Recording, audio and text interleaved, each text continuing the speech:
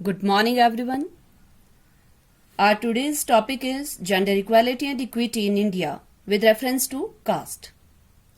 So, gender equality और equity के संदर्भ में हमने अपने प्रीवियस लेक्चर में डिटेल में पढ़ लिया था. आज के इस टॉपिक में भारत में जाति के संदर्भ में जेंडर इक्वालिटी और इक्विटी की क्या स्थिति है, हम इस विषय में पढ़ेंगे. लैंगिक समानता और समता को जाति के संदर्भ में पढ़ने से पहले we first must throw light upon the term caste. What is caste? Caste means जाति. जाति शब्द इंग्लिश वर्ड कास्ट का हिंदी अनुवाद है. इंग्लिश के कास्ट शब्द की उत्पत्ति पुर्तगाली भाषा के शब्द कास्टा से हुई है, जिसका अर्थ है मत, विभेद या जाति. संस्कृत में जाति को वर्ण भी कहते हैं, जिसका अर्थ रंग है. जे.एच. हाटन के अनुसार जाति एक ऐसी व्यवस्था है जिसके अंतर्गत एक समाज अनेक आत्म केंद्रित एवं एक दूसरे से पूर्णतः पृथक इकाइयों या वी कैन से जातियों में विभाजित रहता है. इन इकाइयों के बीच पारस्परिक संबंध ऊंच नीच के आधार पर सांस्कृतिक रूप से निर्धारित होते हैं. जैसा कि हम जानते हैं कि भारतीय समाज की स्थापना जाति आधारित है. सभी लोगों को कुछ विशेष जातियों में विभाजित किया गया है, जो कि सामान्यतः कर्म पर आधारित थी, परंतु बाद में वंशानुगत हो गई. इन जातियों में प्रमुख ब्राह्मण, क्षत्रिय, शूद्र और वैश्य हैं. भारत में जाति व्यवस्था बहुत ही संकीर्ण रही है, लेकिन फिर भी संविधान की दृष्टि से सभी जातियां समान हैं. सभी जातियों के लोगों पर संविधान समान रूप से लागू है. उन्हें समान रूप से ही अधिकार प्राप्त हैं. ये मूल अधिकार सबको भारत में समान रूप से रहने, खाने, पीने, शिक्षा प्राप्त करने, संपत्ति बनाने, न्याय प्राप्त करने आदि के अधिकार प्रदान करते हैं. कोई गलती करने पर सजा के प्रावधान भी सभी के लिए समान है. यही जाति के संदर्भ में समानता है. दूसरी तरफ अगर देखा जाए तो भारत में कई जातियां गरीब हैं, पिछड़ी हुई हैं, जो सदियों से शोषित रही हैं. भारत की जाति व्यवस्था ही ऐसी है कि इसमें कुछ जातियां उच्च हैं, कुछ निम्न हैं. यहां तक कि कहीं कहीं तो उच्च जाति वाले नीची जाति के लोगों के हाथ का पानी भी नहीं पीते हैं. ये जातियां ज्यादातर गरीब हैं.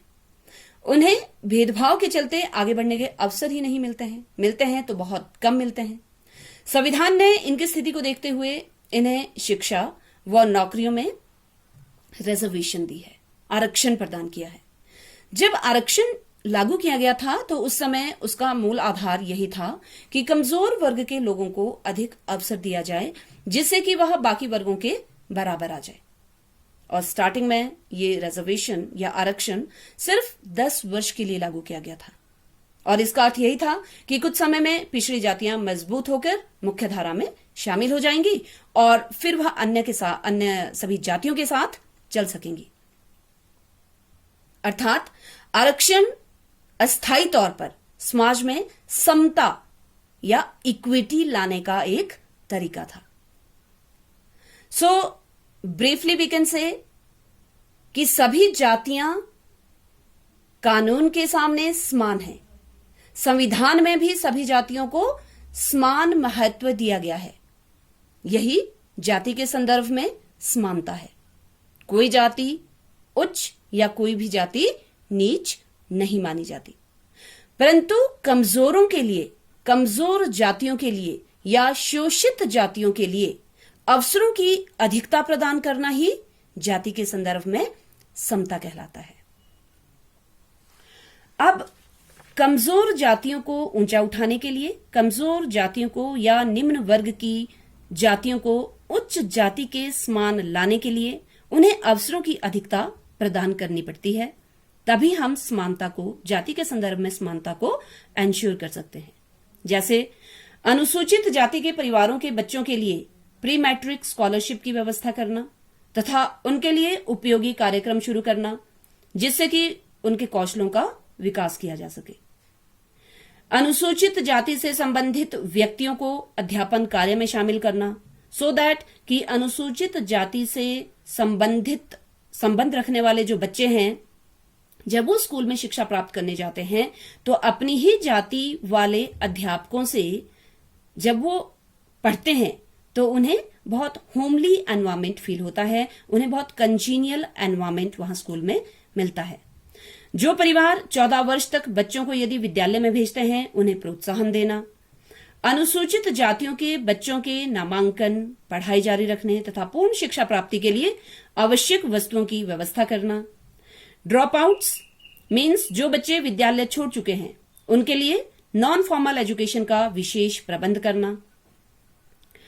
RLEGP, that is Rural Landless Employment Guarantee Program, that is ग्रामीण भूमिहीन रोजगार गारंटी कार्यक्रम, तथा NREP, national rural employment programme, राष्ट्रीय ग्राम रोजगार कार्यक्रम। इन कार्यक्रमों के द्वारा अनुसूचित जातियों को शिक्षा व रोजगार की सुविधाएं उपलब्ध करवाना। स्कूल बिल्डिंग, बालवाड़ी सेंटर या आंगनवाड़ी सेंटर्स या एडल्ट एजुकेशन सेंटर्स का सिलेक्शन करते समय कि किस प्लेस पर, किस जगह पर हमें ये सेंटर बनाने हैं, हमें स्कूल बनाने हैं, सो ये सभी डिसाइड करते हुए इन अनुसूचित जातियों की आवश्यकताओं पर विशेष ध्यान देना। इन सभी अवसरों की अगर हम अनुसूचित जातियों को अधिकता प्रदान करते हैं तो डेफिनेटली इन जातियों को हम उच्च जाति के समान ला सकते हैं। Now let's explain about gender equality and equity with reference to caste in India. अब इतिहास हमें बताता है कि जाति के संदर्भ में भारतीय समाज में लैंगिक असमानता पाई जाती थी और वर्तमान में भी समाज के कुछ हिस्सों में यह अभी भी विद्यमान है। किसी भी कास्ट से संबंध रखने वाली फीमेल्स के साथ हमेशा भेदभावपूर्ण व्यवहार किया जाता था और कुछ हिस्सों में आज भी विद्यमान है। जैसे हायर कास्ट से बिलोंग करने वाली वुमेन को बहुत से चैलेंजेस का सामना करना पड़ता है। साउथ ईस्ट एशिया की हायर कास्ट की वुमेन को जनरली पब्लिक प्लेस में आना उनकी शान के खिलाफ माना जाता है। उन्हें घर में ही रहना पड़ता है। क्यों? क्योंकि वो हायर कास्ट से बिलोंग करती हैं। माना जाता है कि वो उच्च घराने से बिलोंग करती हैं, इसलिए घर से अगर वो बाहर निकलती हैं, पब्लिक प्लेस में आती हैं, तो ये उनकी शान को हानि पहुंचा सकती है। फीमेल्स जो एजुकेटेड हैं और व्यवसायिक क्षेत्र में अपने हस्बैंड से ज्यादा मनी अर्न करती हैं, वो हमेशा घरेलू हिंसा का शिकार होती हैं, क्योंकि ऐसे केसेस में हस्बैंड अपनी डोमिनेंट पोजीशन को खतरे में पाते हैं। उन्हें लगता है कि पैट्रियार्कियल सोसाइटी में जो रिस्पेक्ट, जो कंट्रोलिंग पावर, जो सोशल स्टेटस उन्हें मिलना चाहिए, पत्नी के द्वारा ज्यादा मनी अर्न करके वो इन सभी बातों से वंचित रह जाएंगे। ये थी हायर कास्ट में वुमेन के साथ भेदभाव की बात। अब लोअर कास्ट की वुमेन की बात करते हैं, जिन्हें दलित वुमेन कहा जाता है। वो भी भेदभाव से अछूती नहीं थी। ऐसा माना जाता है कि हायर कास्ट के मेल मेंबर्स पर डे कम से कम 3 दलित वुमेन का रेप करना अपना कस्टम मानते थे। ऐसा वो समाज में अपने हायर सोशल स्टेटस और पावर की वजह से करते थे। इस तरह किसी भी जाति से संबंध रखने वाली फीमेल्स के साथ इस भेदभावपूर्ण व्यवहार का मुख्य कारण पितृसत्तात्मक समाज का होना भी माना जाता है। बट इस भेदभावपूर्ण रवैये के कारण जो दुष्परिणाम सामने आते हैं वो क्या क्या है? Let's throw light upon them. सबसे पहले low female literacy rate. Female gender की साक्षरता दर बहुत कम है। High female mortality rate, female gender की जो डेथ रेट है वो बहुत अधिक है। Female deaths resulting from domestic abuse और वायलेंस, घरेलू हिंसा के कारण जो फीमेल डेथ रेट है वो बहुत ज्यादा रेज्ड है। हाई फीमेल मालन्यूट्रिशन मीन्स बालिकाएं व स्त्रियां कुपोषण का शिकार होती थी। कास्ट के संदर्भ में लैंगिक असमानता को दूर करने के लिए भारतीय समाज हमेशा ही तत्पर है। हमारे कॉन्स्टिट्यूशन में भी बहुत से प्रावधान किए गए हैं जिसके अंतर्गत किसी भी जाति से संबंध रखने वाली वुमेन के साथ भेदभाव नहीं किया जा सकेगा और स्त्री जाति को पुरुष जाति के समान समझकर दोनों को विकास के समान अवसर प्रदान किए जा सकेंगे। वुमेन को किसी भी तरह की वायलेंस से प्रोटेक्ट करने हेतु गवर्नमेंट के द्वारा विभिन्न लॉज और एक्ट्स बनाए गए हैं, जिनके अंतर्गत फीमेल जेंडर को पीड़ित होने से बचाया जा सकता है। But first and foremost, female gender को इन सभी प्रोटेक्टिव लॉज और एक्ट्स की नॉलेज होना अति आवश्यक है, जैसे commission of sati prevention act 1987, dowry prohibition act 1961, indecent representation of women prohibition act 1986, national commission for women act 1990, protection of women from domestic violence act 2005, protection of women against sexual harassment bill 2007 and immoral traffic prevention act 1956 etcetera.